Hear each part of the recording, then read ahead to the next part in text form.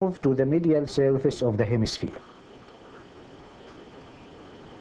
The medial surface is demarcated by the corpus callosum, which appears in cut section as a curved mass of white fibers having a genu anteriorly,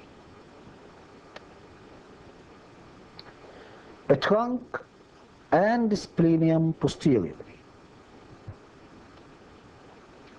The distance between the splenium and the occipital pole is longer than the distance between the genu and the frontal pole. This is the Calcavine Sulcus, with its two rami thus forming a Y-shaped arrangement. It transmits the posterior cerebral artery. The continuation of the Calcavine sulcus to the occipital lobe is called post-Calcavine sulcus, while its ramus, which runs up to the superior border, is the Parieto-Occipital sulcus.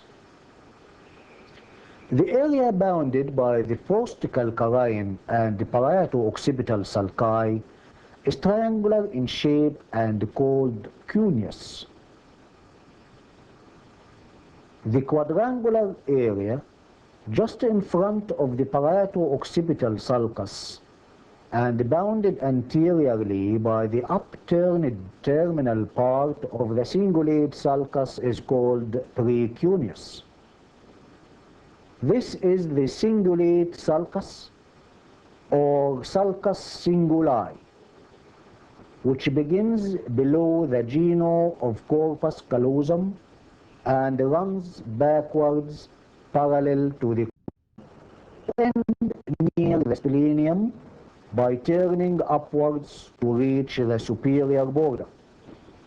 Shortly before its end, it gives off a vertical branch at about the middle of the corpus callosum.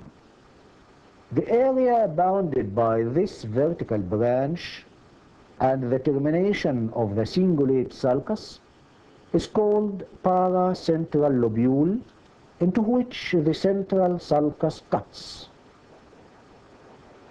This lobule carries the motor and sensory area of perineum and foot. The gyrus bounded by the stem of the Cingulate sulcus and the corpus callosum is called Cingulate Gyrus. The sulcus, which lies between the Cingulate Gyrus and the trunk of corpus callosum, is called callosal sulcus. The gyrus in front of the paracentral lobule as far as the frontal pole is called medial frontal gyrus.